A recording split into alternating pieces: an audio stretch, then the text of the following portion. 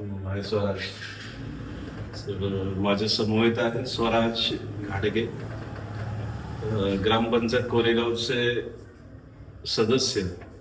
माननीय साहेबराव बर्गे नाना यांचा नातू आहे आणि कोरेगावच्या विद्यमान नगराध्यक्षा दीपालीताई महेश बर्गे यांचा भाचा.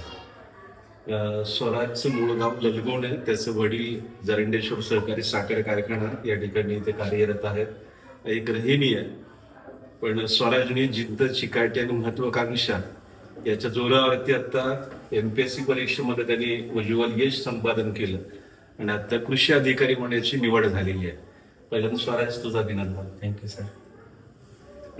स्वराज, कोणतं यश मिळवत असताना प्रयत्न फार महत्वाचा असतो.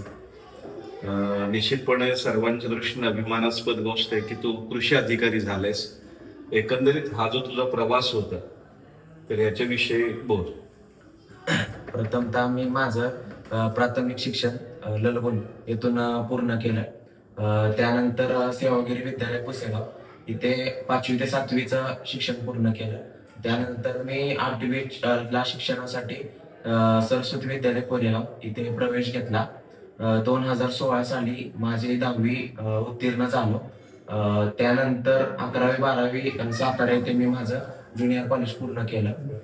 त्यानंतर काय करायचं म्हणून मी कृषी महाविद्यालय कराड येथे प्रवेश घेतला. तर 12वी झाल्यानंतर तू असं काही ठरवलेलं होतं की आपल्याला ऍग्रीला जायचंय, इंजिनिअरिंगला जायचं, असं काय तुझ्या समोर काय होतं? मी असं म्हणजे गोल सेट केला नव्हता आपल्याला इकडे जायचे, पण एक ऍक्सिडेंटली म्हणता येईल आणि कृषी क्षेत्राकडे वळलो आणि नक्की माझा शासकीय कृषी महाविद्यालय कराड येथे नंबर पण लागला. अच्छा, म्हणजे तू बोलण्यात आलेलं होतं की तू BSc ला पण तू पुण्याला ऍडमिशन घेतलेलं होतं. त्याच्यानंतर सुदैवाने तुला स्पॉट ऍडमिशन मध्ये तुला गव्हर्नमेंट कॉलेज कराडचं तिथे ऍडमिशन भेटलं तुला. आणि त्याच्यानंतर तू डिग्री पूर्ण केली तिथं. त्याच्यानंतर पुढचा प्रवास कसा होता? 2022 डिसेंबरच्या एंडिंगला माझी कृषीची पदविका पूर्ण झाली. त्यानंतर मग करायचा काय प्रश्न पुढे होता.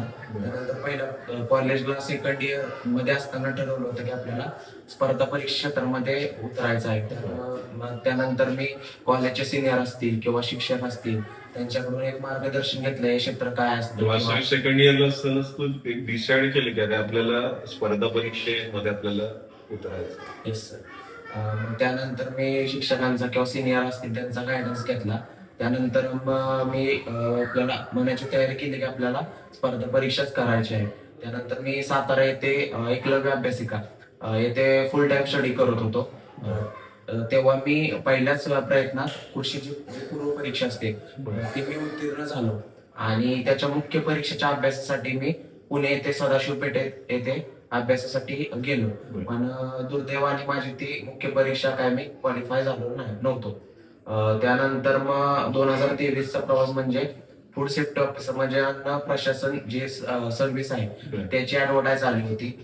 तिथे मी पूर्व परीक्षा पास झालो, मुख्य परीक्षा पण पास झालो, मुलाखतीपर्यंत पोहोचलो. पण एक 2-3 मार्कने माझी ती पण पोस्ट गेली. मग तेव्हा जवळ आलेली यश थोडस त्यावेळेस मिळालं यश मिळालं नव्हतं. मग तेव्हा म्हणजे असं वाटत होतं अरे अपयश येतंय.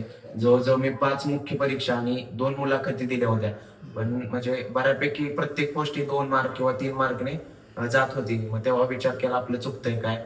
मग तेव्हा परत एकदा मग स्वतःचं आत्मपरीक्षण केलं की स्वतःवर काम केलं की आपल्याला कुठे कमी पडतोय, कशाचा अजून अभ्यास वाढवला पाहिजे याचं सर्व मी अनालायसिस केलं.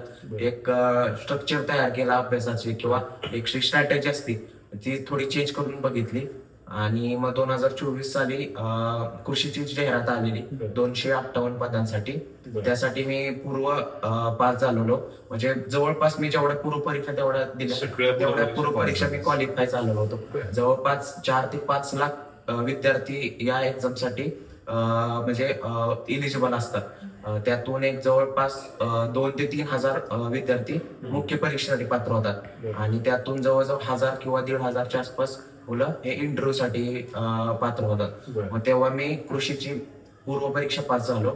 त्यानंतर मुख्य परीक्षेचा टप्पा आला होता. मुख्य परीक्षेमध्ये पेपर 1 आणि पेपर 2. पेपर 1 हा 200 मार्कचा असतो आणि पेपर 2 हा 200 मार्कचा असतो. त्यामध्ये मला 400 पैकी 285 एवढे गुण पडले आणि त्यानंतर मग मी मुलाखतीसाठी पात्र ठरलो. ही माझी दुसरी मुलाखत होती आणि पॅनल मेंबर पण तेच होते. जवळपास माझी 15 ते 20 मिनिट मुलाखत चाललेली होती. आणि मला पण सांगायला आवडेल माझ्या मुलाखतीला म्हणजे वन ऑफ द बेस्ट म्हणजे त्यांचं 30+ मार्क मला मुलाखतीला प्राप्त झाले. जसं म्हणतो failure is the first step of success. तू याच्या आधी 4 ते 5 तू बरोबर परीक्षा दिलास. त्या परीक्षांमध्ये मेन्स पर्यंत देखील गेला, इंटरव्ह्यू पर्यंत गेला. त्याच्यात आत्मपरीक्षण करून आपलं काय चुकतं याच्यावर अभ्यास केला आणि तो त्याच्यामध्ये उत्तीर्ण झाला. जेव्हा रिझल्ट समजला तेव्हा तुझ्या प्रतिक्रिया काय होत्या किंवा आई-वडिलांना सांगितल्यानंतर त्यांच्या प्रतिक्रिया काय होत्या? प्रथमतः म्हणजे रिझल्टचा दिवस माहित होता या दिवशी रिझल्ट लागणार आहे आणि मला शुअर होतं म्हणजे या एक्झाम मध्ये आपलं होणारच आहे. म्हणजे कॉन्फिडन्स होत आहे कारण मुख्य परीक्षा एवढ्या दिलेल्या त्यामुळे मला माहित होतं मार्क तर येणारच आहेत. फक्त किती रँक येते काय म्हणजे तेवढं फक्त म्हणजे शुअर शॉट नव्हतं. मग संध्याकाळी 6:30च्या आसपास रिझल्ट आला वेबसाईटवर. तो डाउनलोड केला आणि माझं नाव टाकलं तर माझं 103 रँकला नाव होतं. तर मला समजलं आपलं तालुका कृषी अधिकारीला आपलं सिलेक्शन होत आहे. मग त्यानंतर वडील शेजारीच होते. त्यांना सांगितलं. त्यांना म्हणजे खूप आनंद झाला. त्यांच्या डोळ्यात एक म्हणजे आनंद अश्रू डोळ्यात होते. मग त्यानंतर आईला फोन केला. आई पण म्हणजे खूप रडत होती की म्हणजे प्रत्येकालाच म्हणजे आनंद झाला. म्हणजे सर्व कुटुंबाला किंवा माझ्या मित्रांना वगैरे त्यानंतर फोन करून मी सांगितलं की असं असं झालेलो मी आहे.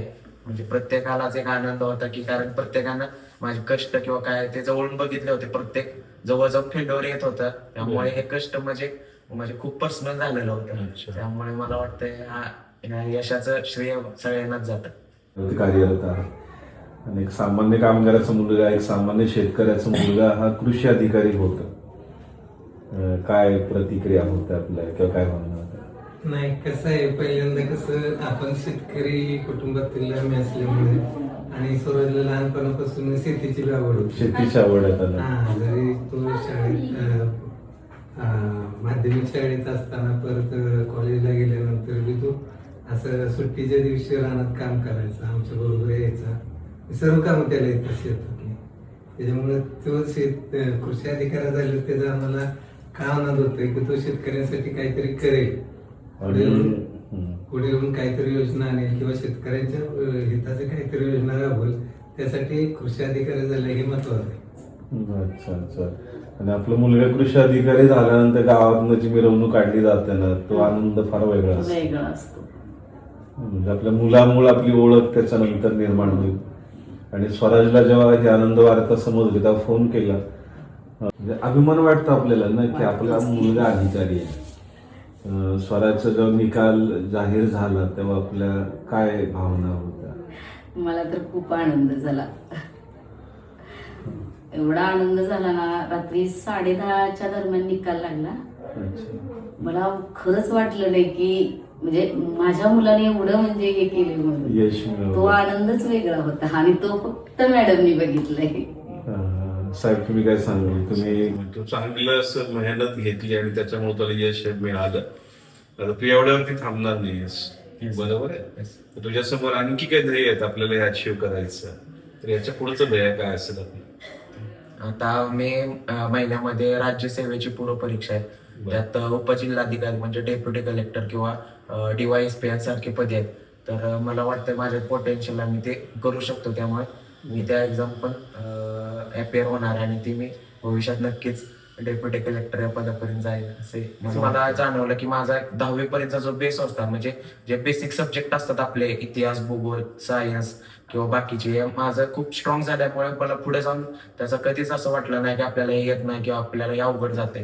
त्यामुळे मला वाटतं यामध्ये महत्वाचा वाटा शाळेचा, कॉलेजचा किंवा ज्या शिक्षकांनी आता पण मला मार्गदर्शन केलं, जे तुझ्यासाठी केलंय ते पण फार महत्वाचं. हो, माझ्या घरच्यांनी पण म्हणजे खूप सपोर्ट केला. म्हणजे जवळजवळ 4 ते 5 फील्डवर आले होते, पण आई वडिलांनी कधीच म्हणजे म्हणले नाहीत की थांब आता तू किंवा दुसरं काय. तर त्यांनी दरवेळेस सपोर्ट केला की कर, तू जवळ जातोय, अजून 1 वर्ष कर, 2 वर्ष कर, करत राहा, प्रयत्न करत राहा. त्यामुळे त्यांनी पण माझ्यासाठी खूप सपोर्ट मेंटली किंवा इमोशनली मला खूप सपोर्ट केला. अच्छा, या व्हिडिओच्या माध्यमातून इतरांना देखील समजेल की आपण प्रामाणिकपणे कष्ट केलं तर त्याचं फळ मिळू शकतं आपल्याला. तर मुलांसाठी शाळेतलं काय सांगू नक्कीच म्हणजे प्रामाणिक कष्ट सर म्हणले तसं त्याला यश नक्कीच मिळतं. आता मी स्वतःचा माझा पर्सनल अनुभव आहे. म्हणजे इतक्या साऱ्या फेल्युअर मध्ये सुद्धा मी म्हणजे थांबलो नाही किंवा खचलो नाही की कष्ट करत गेलो किंवा पुढे जात राहतो. म्हणजे जर तुम्ही जर कष्ट करत असला त्याबरोबर योग्य जर तुम्हाला मार्गदर्शन असेल किंवा योग्य गायडन्स असेल तर तुम्ही अशापर्यंत नक्कीच पोहोचता. त्यामुळे मला विद्यार्थ्यांना एवढं सांगणं आहे की अपयश आलं तरी थांबू नका, कारण पुढे चालत राहा. अपयश यशाची पहिली पायरी असते हे आता मला समजते. त्यामुळे जरी अपयश आलं तरी थांबू नका आणि कष्ट करत राहा. तुम्हाला म्हणजे अपयश जरी आलं तर तुम्ही खचून न जाता अजून जर प्रयत्न केला तर तुम्ही नक्कीच यशापर्यंत जावा अशी खात्री देतो. स्वराज असं म्हणतात की इरादे नेक हो तो सपना भी साकार होते हैं, अगर सच्ची लगन हो तो मंजिलें भी आसान होती है. तर तू ध्येय तुझं ठरवलेलं होतं आणि त्या दिशेने तू त्याची वाटचाल करत राहिलास आणि चांगलं यश मिळवलं. तुझं याच्या पुढचे जे स्वप्न आहे ते निश्चितपणे पूर्ण होईल याची खात्री आहे. तुझ्या पुढील वाटचालीसाठी खूप खूप शुभेच्छा. Thank you sir. धन्यवाद.